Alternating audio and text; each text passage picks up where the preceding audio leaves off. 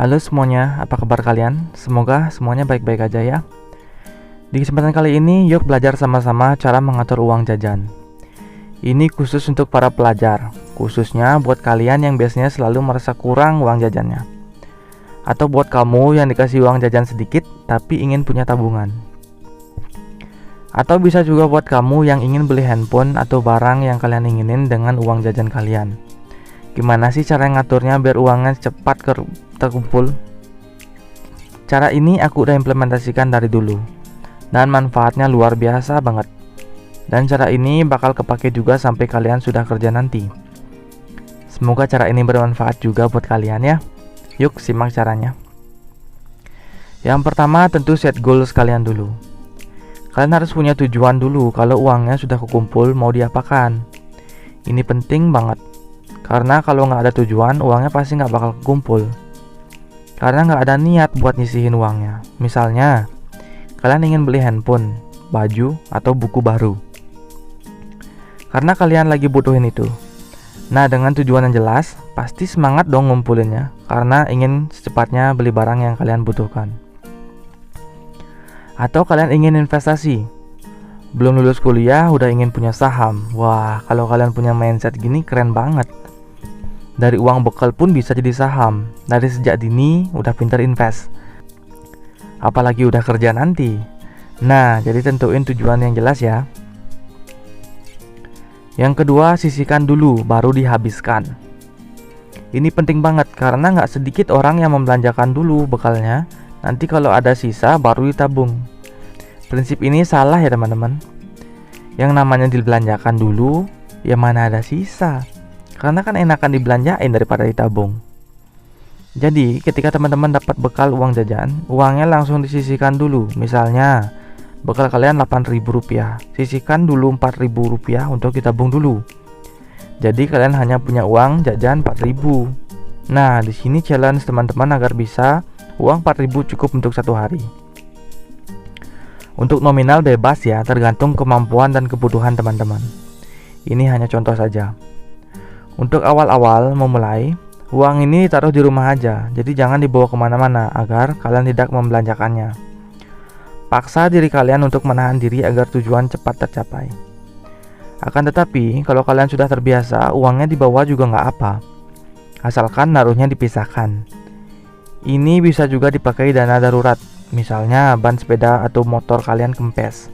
Kalian pasti bingung dong minjem uang di mana karena kalian cuma bawa uang sedikit. Makanya dana darurat itu penting banget. Tapi ingat, jangan dibelanjakan untuk yang tidak perlu. Ingat goal sekalian lagi ya. Yang ketiga, usahakan sarapan di rumah di pagi hari. Untuk kalian yang masih tinggal dengan orang tua, usahakan sarapan di rumah. Jadi lumayan tuh sampai siang uangnya nggak dibelanjakan. Bagi kalian yang kos, kalau bisa masak nasi sendiri agar lebih hemat ketimbang kalian beli nasi bungkus. Atau solusi yang lebih sehat dan agak ekstrim untuk pemula, kalian bisa gunakan sistem diet intermittent fasting. Atau bahasa Indonesianya puasa. Tapi bukan puasa kering ya, kalian masih boleh minum. Jadi kalian gak perlu sarapan pagi, hanya makan menjelang siang atau langsung lunch. Ini kedengarannya ekstrim banget dan mungkin agak aneh buat anak-anak. Tapi ini gak berbahaya ya, walaupun kalian gak makan, tapi manfaatnya luar biasa banget ya buat kesehatan. Tapi jangan ngasal juga ya, karena jenis makanan juga sangat berpengaruh di sini. Untuk penjelasan tentang intermittent fasting, kalian bisa kunjungin channel Dunia Adirai. Beliau ngejelasinnya komplit banget, aku nggak bisa jelasin di sini, nanti kepanjangan. Kan lumayan tuh, sekalian hemat, tapi dapat sehat juga, dapat badan yang ideal juga. Tapi ini hanya berlaku untuk yang kadar lemak tubuhnya tinggi ya. Kalau udah terlalu kurus ya jangan, nanti pusing lagi malah nggak konsen belajarnya nanti.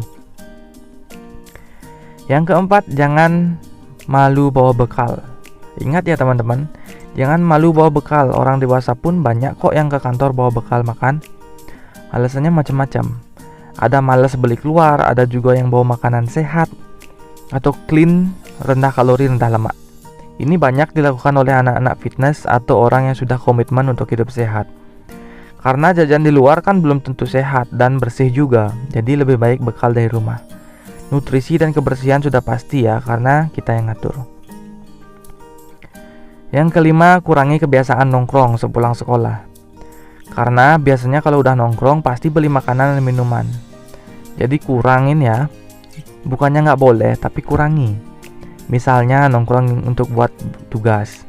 Ada baiknya buat tugas di rumah aja atau kumpul di rumah temen, jadi nggak perlu beli makan. Kalau minum kalian bisa bekal dari rumah. Kan lumayan tuh menghemat. Ingat goals kalian. Yang keenam, jangan gengsi. Ingat ya teman-teman, hidup itu murah. Gengsi dan brand yang bikin mahal. Ada kata-kata bijak yang bilang, menurut ilmu fisika, tekanan berbanding lurus dengan gaya. Jadi kalau kalian merasa hidup kalian banyak tekanan, berarti kalian kebanyakan gaya. Keren dan cakep itu bukan karena seberapa mahal barang kalian. Contohnya baju. Baju kelihatan bagus kalau bentuk tubuh kalian ideal. Bukan karena apa brand baju itu. Ini hanya contoh ya, biar kalian nggak minder lagi.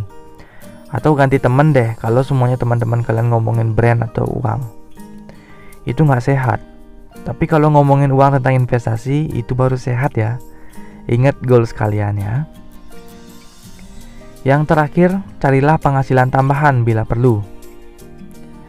Kalau sudah kepepet banget, cari penghasilan tambahan adalah solusinya. Kalau kalian masih SD atau SMP, boleh tuh minta kerjaan sama orang tua kalian. Bantu mereka agar kalian bisa minta uang jajan lebih lagi sedikit. Kalian jelasin juga uangnya mau kalian apakan. Kalau tujuannya jelas dan positif, orang tua kalian pasti gak bakal marah. Karena tujuan kalian itu baik, ingin membantu. Tapi jangan banyak-banyak juga, kalian harus tahu kemampuan orang tua kalian juga. Untuk yang udah SMA atau kuliah, bisa tuh mulai jualan online. Mulai dari yang tanpa modal kan juga bisa. Modalnya cuman handphone kok, nggak perlu modal mahal. Contoh, kalian bisa dropship. Kalau sudah ada modal sedikit, bisa tuh mulai ambil barang di supplier. Atau buat channel YouTube mungkin.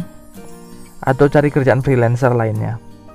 Ada banyak kok, yang penting kalian ada keinginan untuk belajar. Terima kasih ya yang udah nonton sampai detik ini. Semoga bermanfaat. Pokoknya best for you.